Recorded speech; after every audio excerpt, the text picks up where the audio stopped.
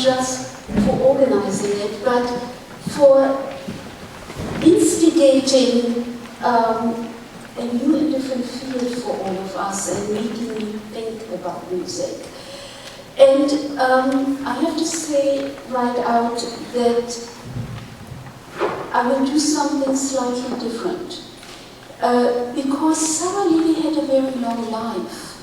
And what we heard yesterday and what we heard today is a universe of Jewish life in Berlin that is maybe not as homogeneous, despite conversions, as it seems, but very different in terms of generations. And I would like to show this by concentrating on two musical women, two women with musical households, Sara Levy and Liliane Mendelssohn, by showing not only what they have in common, but also how they differed, and how their music making instigated German music. And I will go forth and back a little bit because I have pictures, so please bear with me. No, you are the organizer. You should be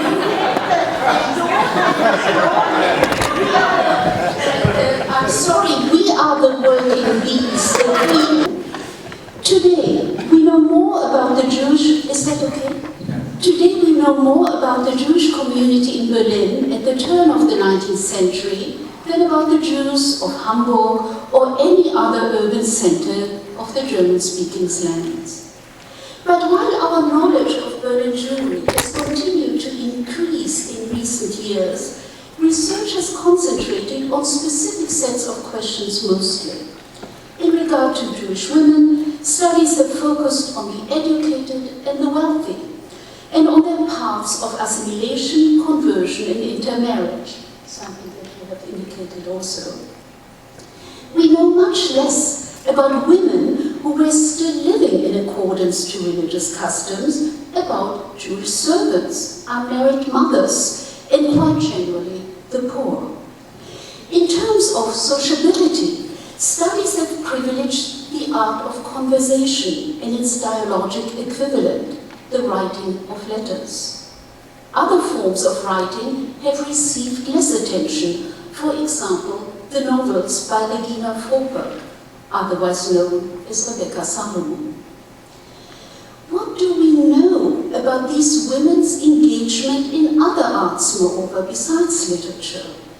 Some of these Jewish women did embroideries. Napoleon's portrait in needlepoint stitched by Henriette de Lemos Herz is preserved in the German Literary Archives in Marbach. In a letter to David Veit, Sara Levy describes her lessons with a Jewish dancing master, a popular figure at the time who introduced young Jewish women to waltzes as well as more traditional fare. Curiously enough, Levy would note a strong resemblance, physical resemblance, between the purveyor of modern dance and the modern German poet Friedrich Schiller. Was the study of foreign languages a matter of acquiring skills or an artistic undertaking, one may ask? For some, Yiddish was still a native language, but for other women, the study of Yiddish or Hebrew was optional. Among the educated few, French lessons were de rigueur, and Italian and English was desired. But how are we to understand a Jewish woman's interest in Sanskrit, the study of which Herz would pursue to add to her portfolio of 7 or more foreign tongues? And there were, of course, the music lessons. Which role did music play in these women's social lives? In the process of answering this question, we may discover a history of coins, of hands, and fingers that leads from the world of the core Jew to the bourgeois concept of the individual and the musical virtuoso. First, points. Daniel Itzig's tremendous wealth has had its origin in the events of the Seven-Year War, in which Prussia engaged between 1754 and 1763. Itzig supported Frederick II via his banking business, which he conducted with his partner Feitel Heine Ephraim. Ephraim was the mint master for the Prussian king. In addition, Itzig owned factories for the production of oil and lead that aided the war effort. When Itzig joined the small group of Prussian court Jews, he assumed a function that he would continue to maintain with Frederick the Great's successor, Frederick William II. But there was an unusual distinction that set him apart from other members of the Jewish community, even his courtier peers. As an especially, I quote, useful Jew, Frederick II granted Itzig full privileges and full legal rights. Thus, Itzig was basically emancipated, while other Berlin Jews were still holding or hoping for temporary letters of protection. He could escape the labyrinth of special taxes and regulations that pertained to trade or manufacturing or banking and was specifically designed for Jews. Itzig invested some of his newly gained fortune in real estate, not from today, and used his special status to set further roots in Berlin. In 1761, while Prussia was still at war, he purchased a house and garden in the Burgstrasse 25 in Berlin center. And until 1765, he continued to acquire 6 further adjacent buildings. He would proceed to rebuild these houses into one large estate known henceforth as the Itzig Palais.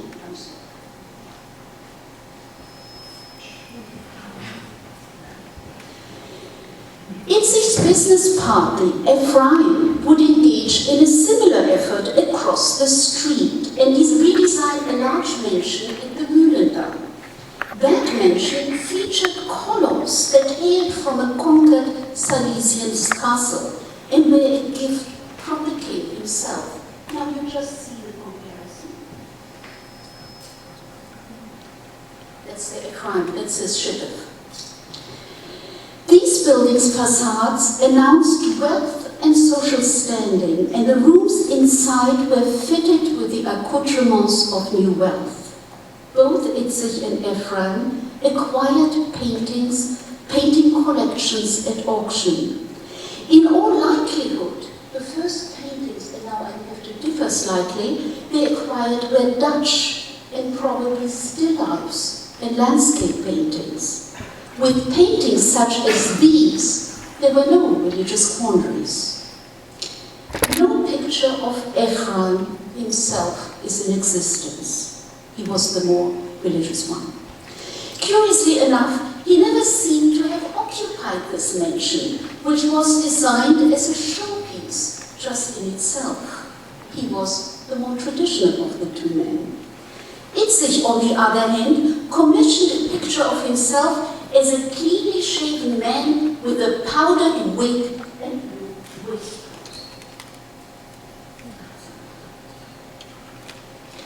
This picture does not only document social standing, but also social acculturation. Itzig saw himself as a man of the Enlightenment.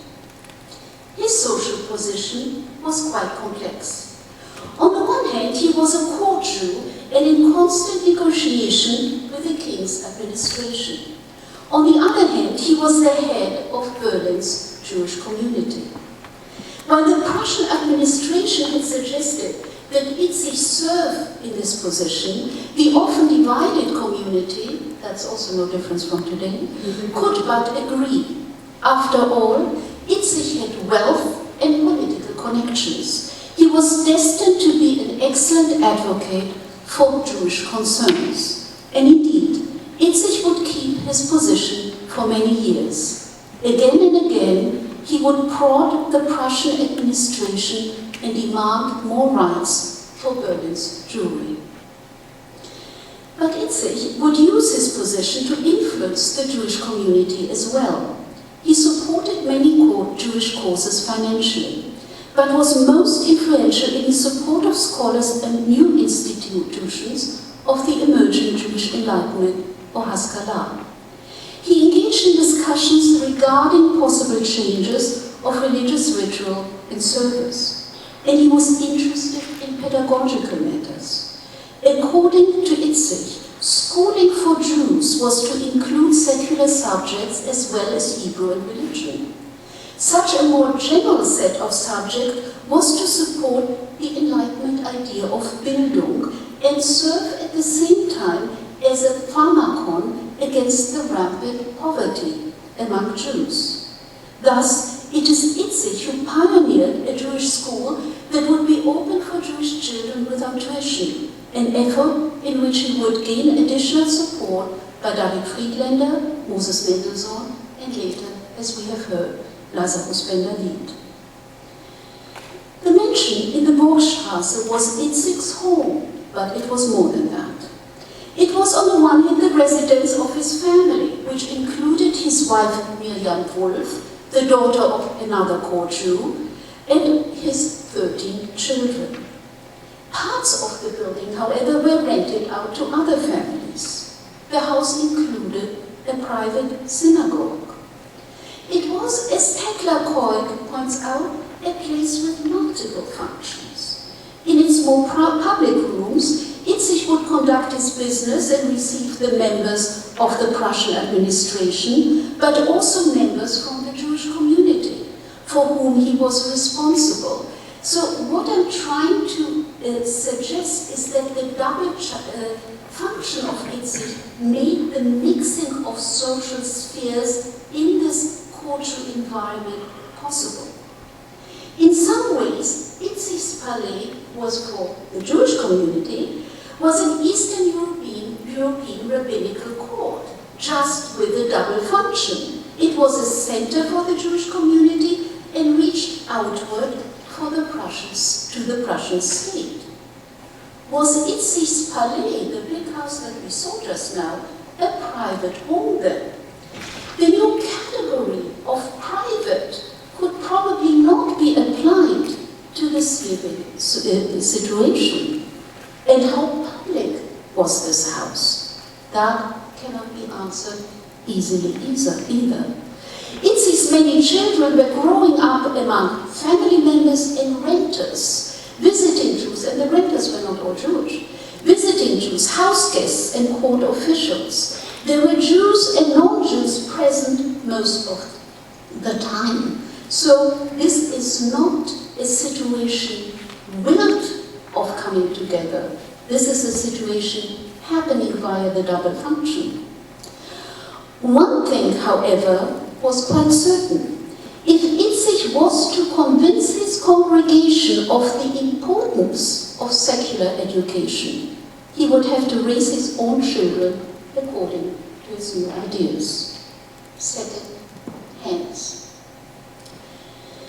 We know little about Miriam Wolf, Itzig's wife, but in a painting corresponding to her husband's portrait, she's shown covering her hair with a traditional cap.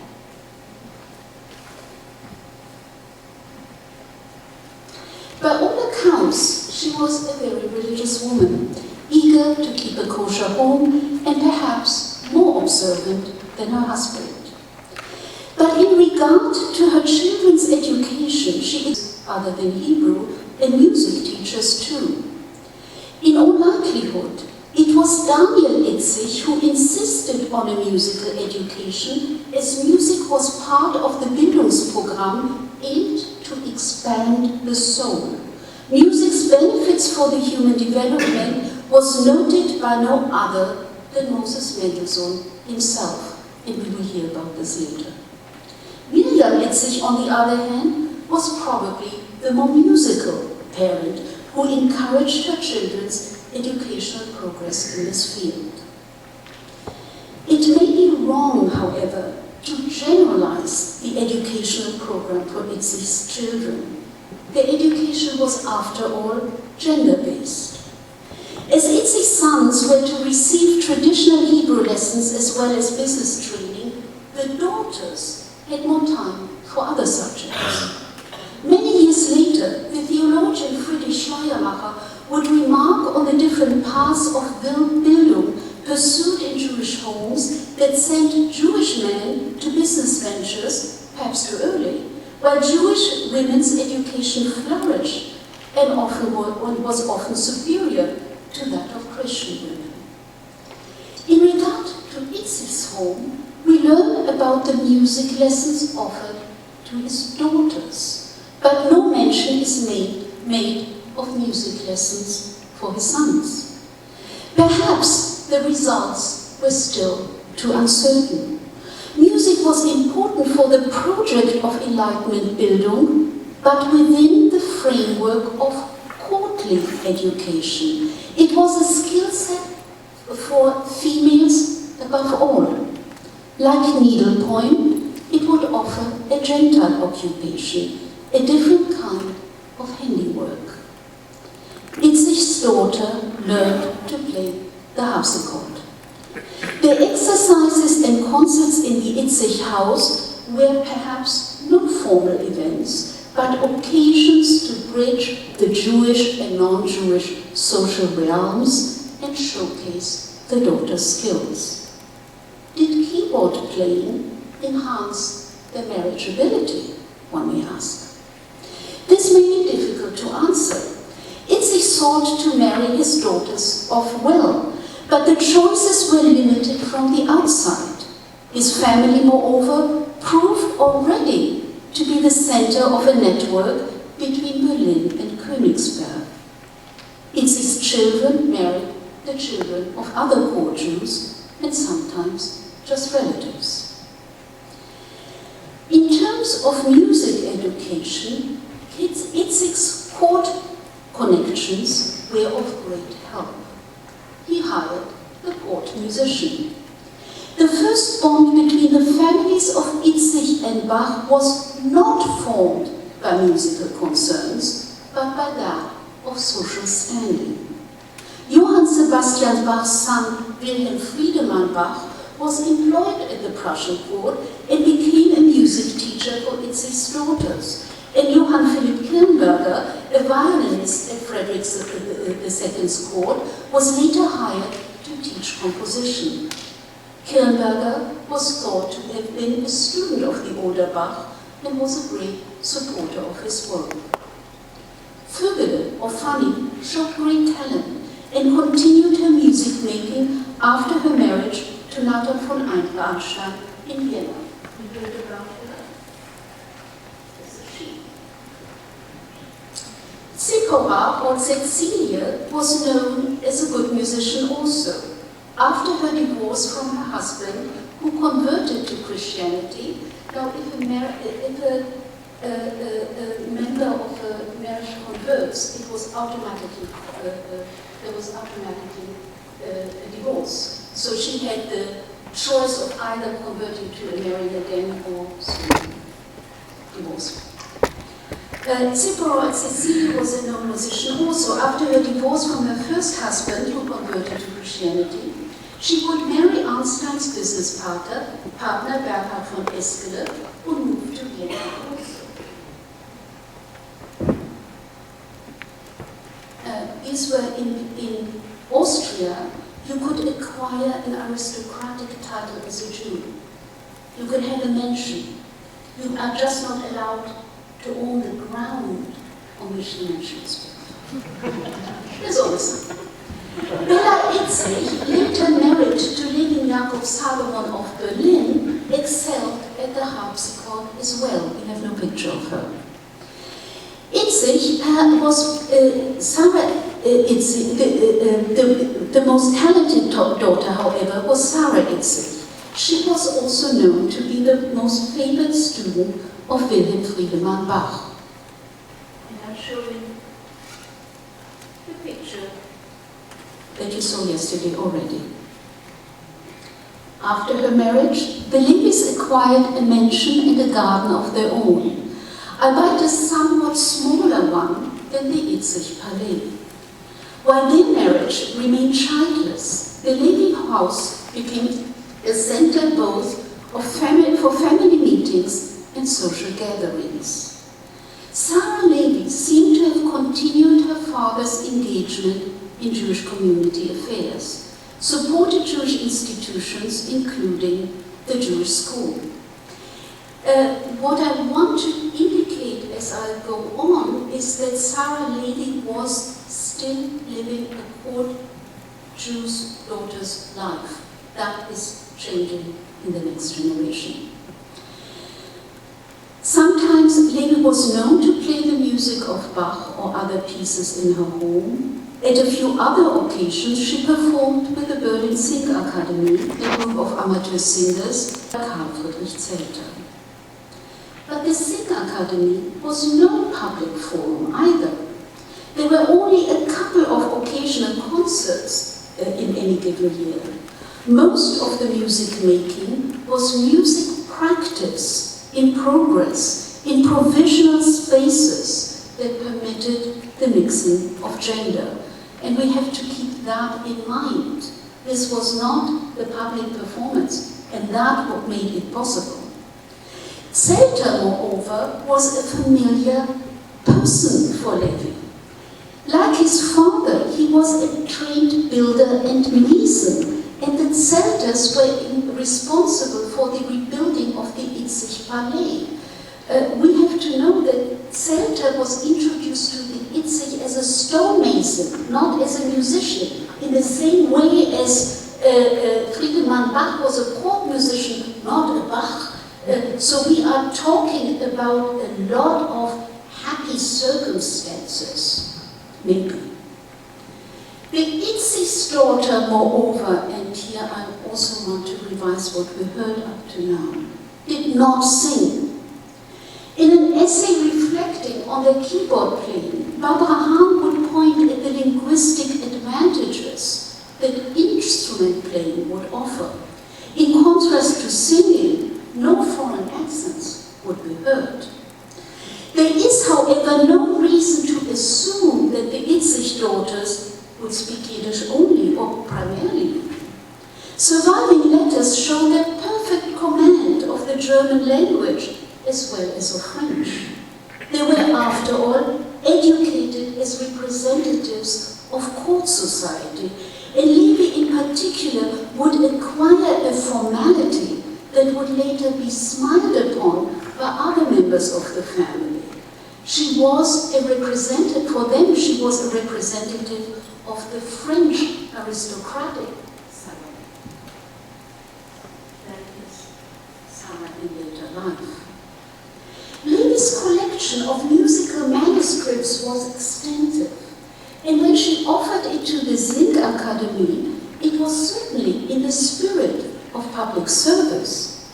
On the other hand, her donation followed the donations of members of the Prussian court.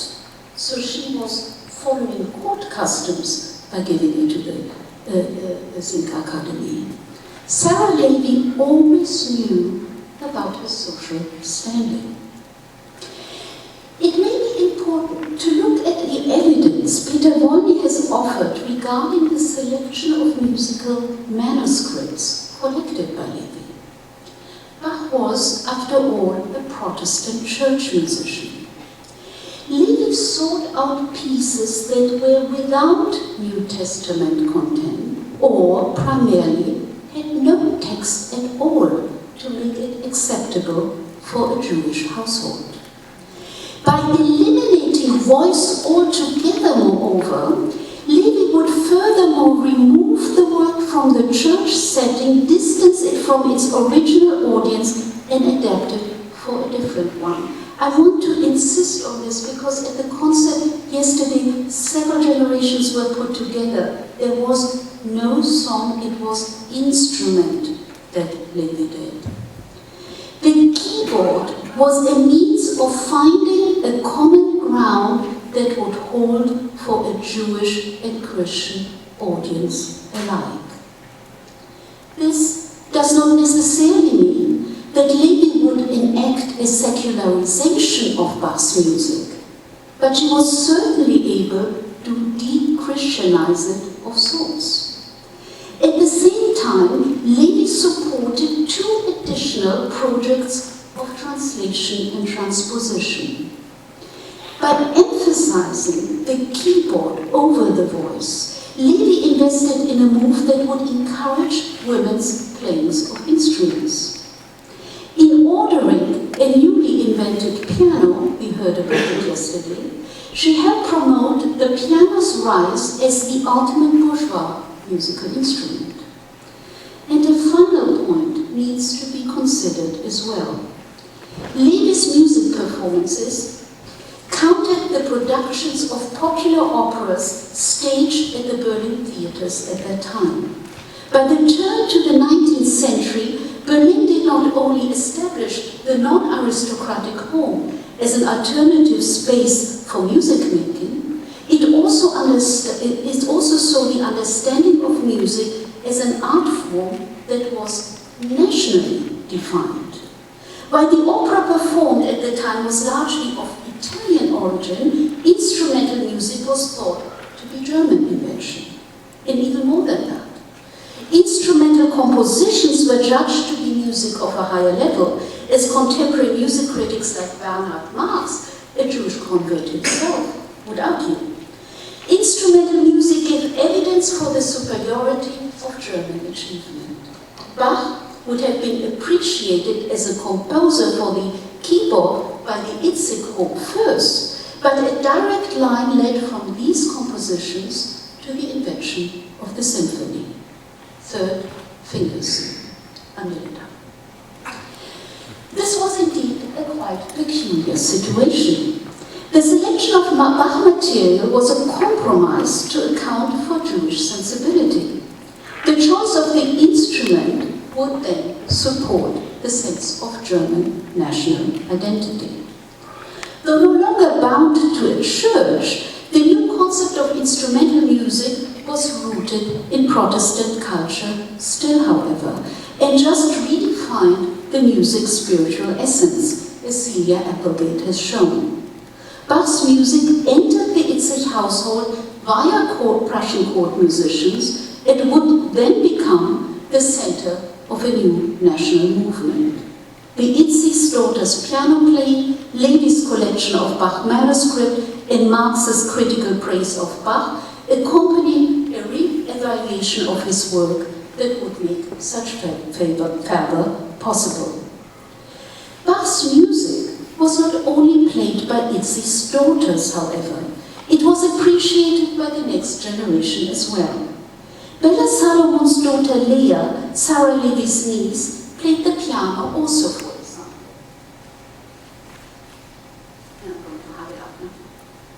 She would marry Moses Mendelssohn's son Abraham and thus unite the family of Berlin's most famous Jewish philosopher with that of Berlin's most influential court Jew.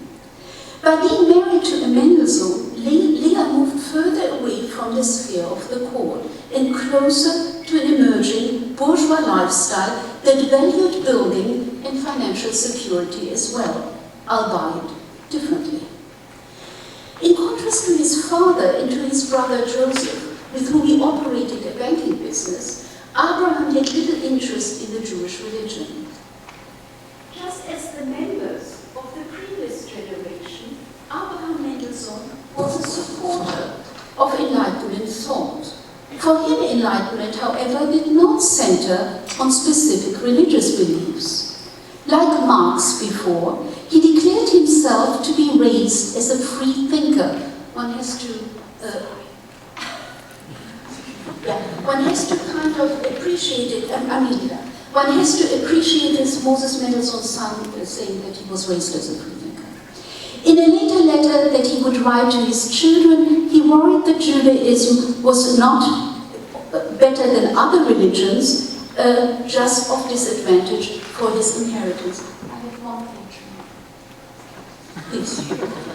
Shortly after the marriage, the Mendelssohns moved to Hamburg, where Abraham took over some banking affairs. Their older children were born there, and the parents chose not to register them with the Jewish community. Indeed, it is unclear whether the Mendelssohn sons were ever circumcised. When their oldest daughter, the daughter Fanny, was born in 1805, Leah sent a peculiar letter to Berlin to her family. The musicians who traveled through Berlin. Their lessons would differ greatly, however, from the education received in the Itzig house. For one, music lessons were now available for Mendelssohn's sons also.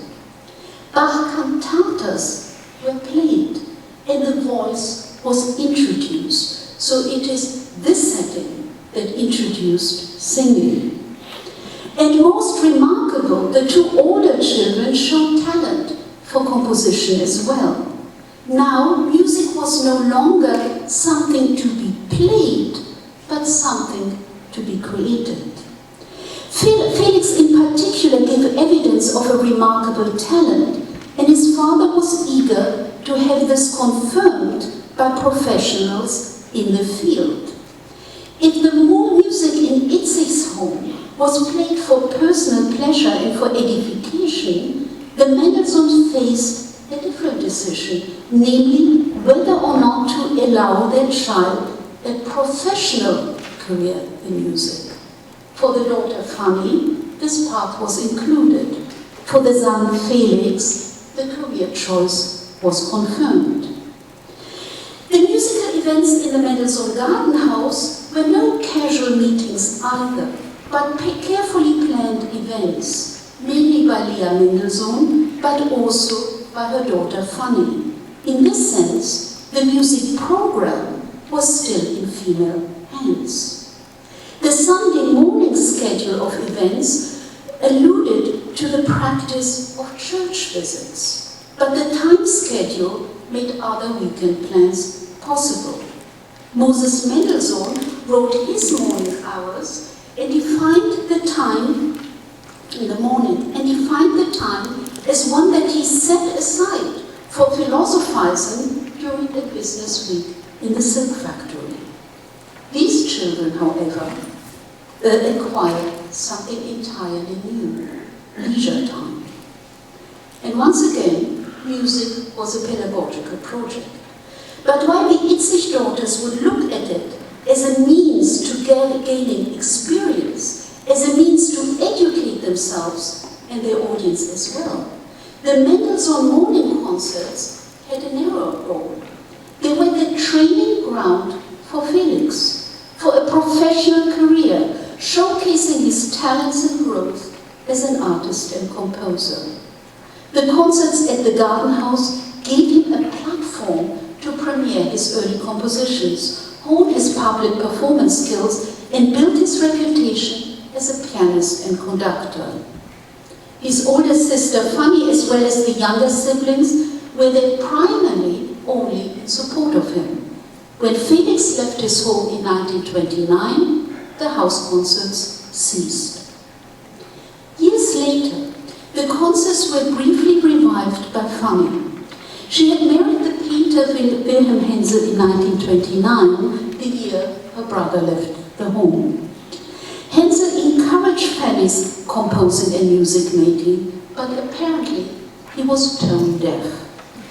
This trace was unfortunately inherited by their only child, a son who received two of his first names from his famous uncle, not Felix, but Jakob Ludwig, and the third one, after whom he was called, Sebastian. At least in name, with Sebastian Hensel, Bach would live on. I'm sorry.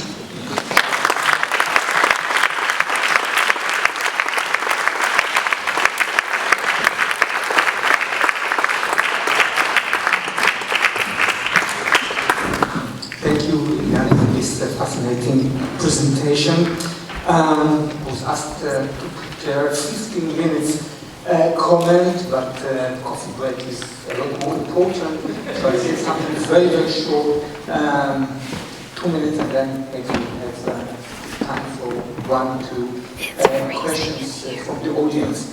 What I wanted to tell you, that what you created this week here in Rutgers is a lot more than an academic conference.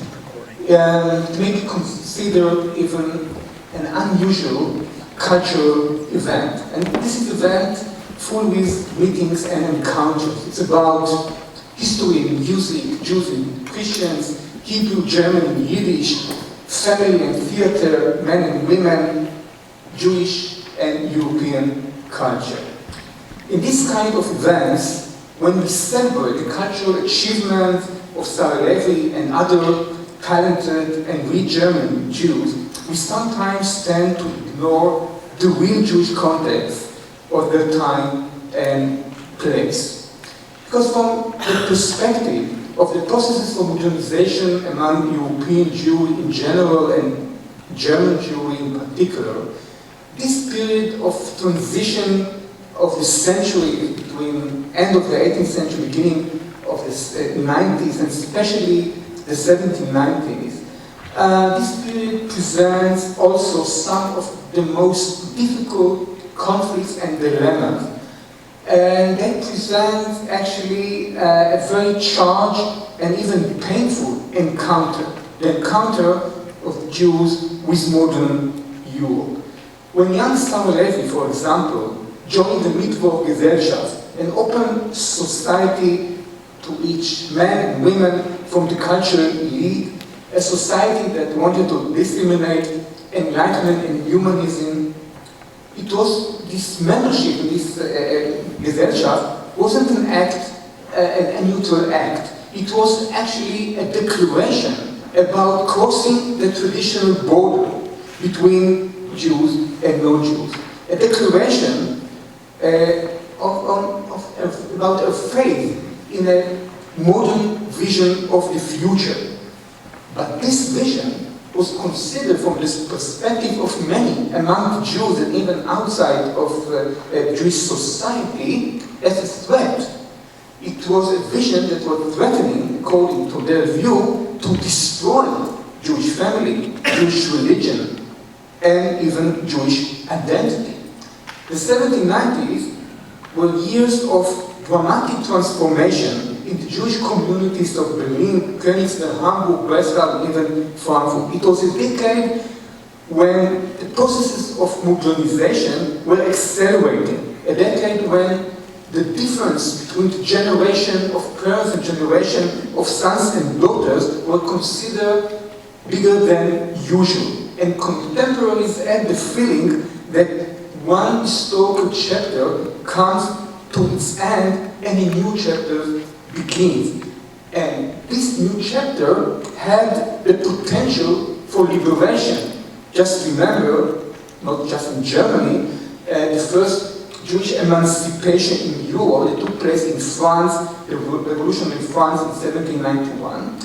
So it had a potential for liberation, a potential for social integration, for cultural integration, and also for enlightenment, but also for the decline of Judaism. And I believe that this is the fundamental tension in this period, and this is the really important context to the Jewish life of Sara Levy.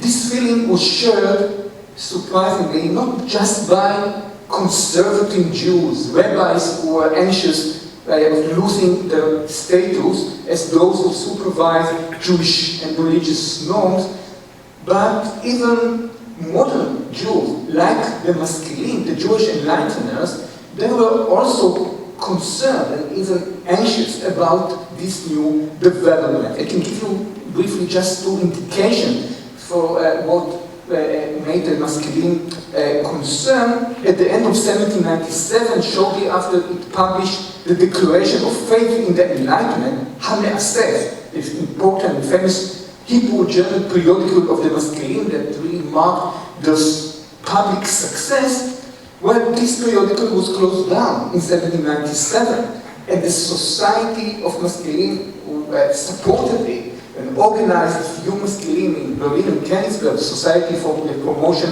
of Goodness and Justice was dissolved.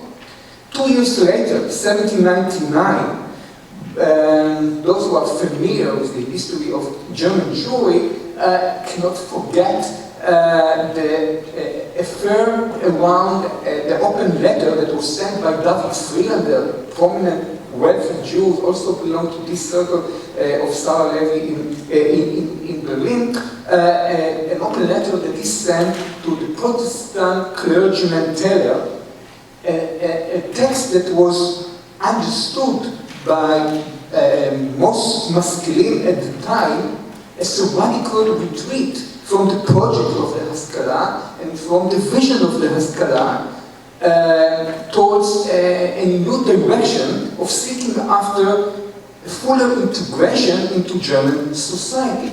So the picture of Jewish society and culture in the 1790s was very complex. Only a few years after the masculine first made their appearance in the public arena, the old Haskalah, what we are calling the Haskalah movement, this was a matter of the 1780s, like 1 decade and maybe 20 years at the most. So they found themselves embroiled in a series of conflicts from within and from without. The accelerated pace of secularization, and maybe this is what we are really talking about in the context of Sara Levy, Daniel Itzig, family, acculturation, and this important interest in development. So the accelerated pace of secularization, so evident in the city streets, led the Orthodox to argue the opposition to the Haskalah. The Haskalah's prominent spokesman, headed by Aaron Wolfson and David Friedlander, no longer hesitated to launch anti-clerical assaults on the rabbinic elite. This was something new at the late 18th century. Modern masculine were observing with concern the growing radicalization of the group leading the movement and were displeased with what they viewed as a deviation from the path of their teacher, of Moses Mendelssohn. He was always, the light, the leader, even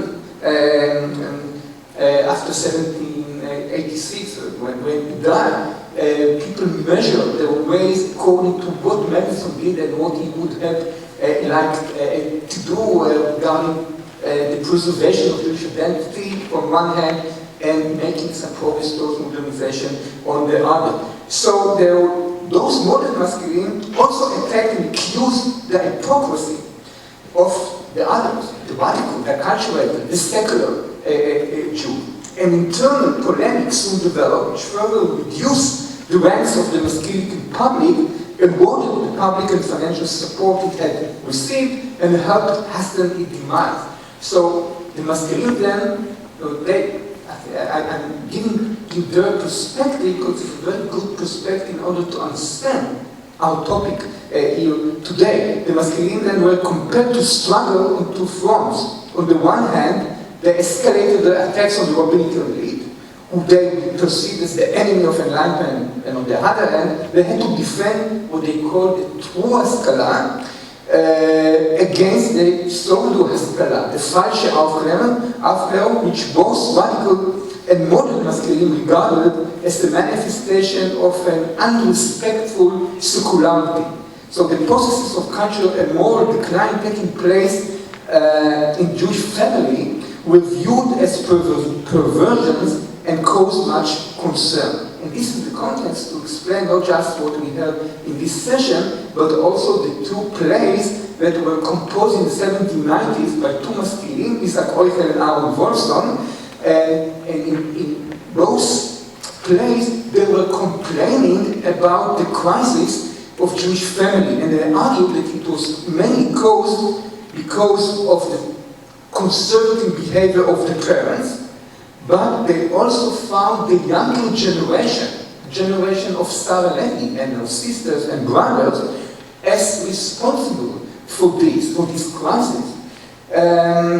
They argued that these young men and women didn't hesitate to replace the commitment to Judaism with lives of pleasures and entertainment in the European city. So the plays describe the young women who desire to enjoy all the opportunities the modern city has to offer. They long to attend the theater, frequent the dance halls, they dream of romantic love affairs and were repelled by the religious norms and often by their Jewish husbands as well.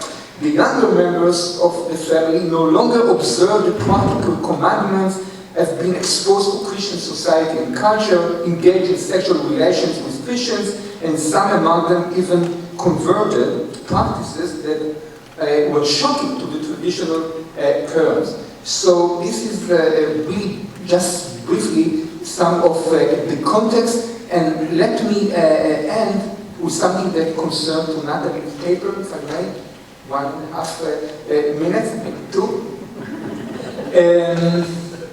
There's a lot in, again, I didn't have a chance to read in full Liliane paper, so I can also only give you one comment on the first paper that we just heard. If I choose from many dimensions that she gave us, Sara Levy's work, only one.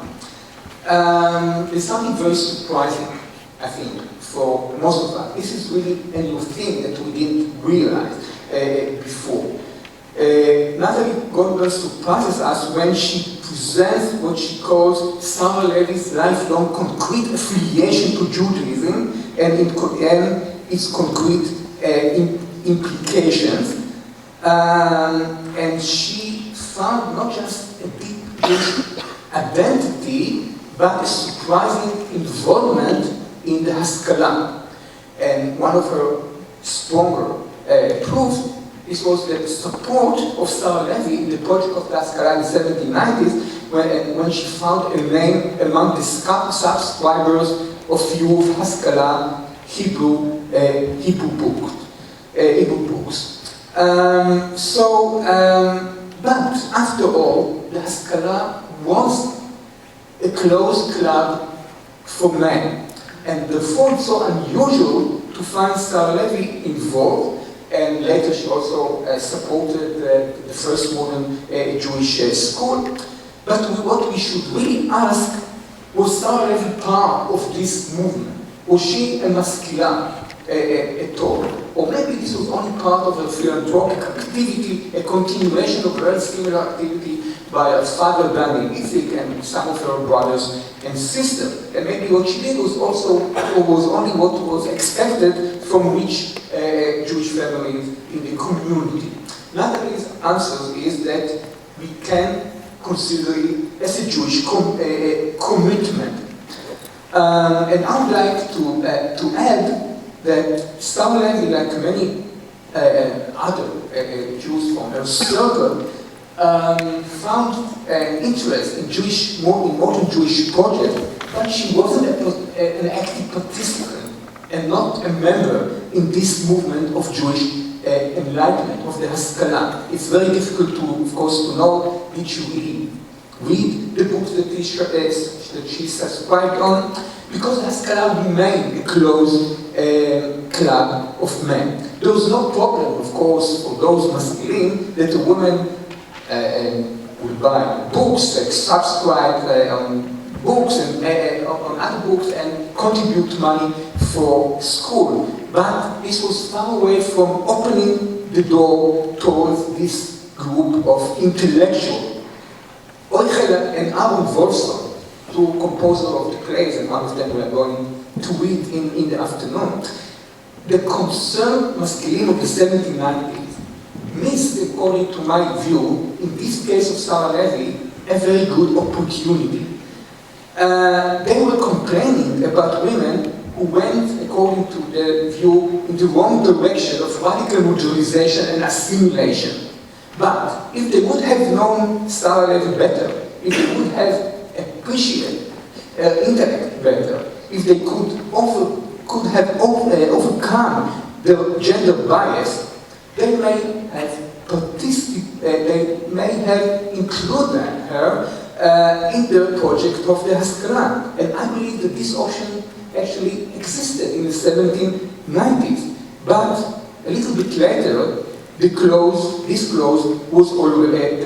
door was already closed. So what we witness here is a missed opportunity when we look at this connection with the Haskalah. There was an option not just for Sara Levy, the musician and the hostess of the elite circle in Berlin, but also to Sara Levy, the woman who subscribed the bestseller of the Haskalah's Mirot Israel, one of the books among the library of the Haskalah. A woman who could be an active participant in this cultural revolution that was brought by the Maskilim. But this didn't happen, and the Maskilim of the late 18th century became bitter men who believed that they lost the ability to navigate Jewish society towards their own Jewish vision. Now they believe the Jews are really moving towards a terrible crisis. So a missed opportunity indeed. And my last sentence, as we are going to see in the afternoon when we read part of Wolfson's play, a modern girl who loved music and poetry was considered a threat no less than a Polish rabbi who rejected the modern world entirely. Okay, thank you. And now, do we have any? Okay, we don't have. Schedule is very tight.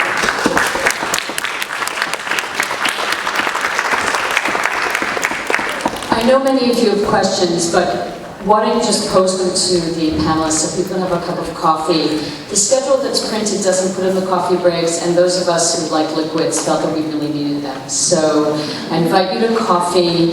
We really want to reconvene no later than 10:32 so that the next panel won't be rushed. Okay? Thank you very much.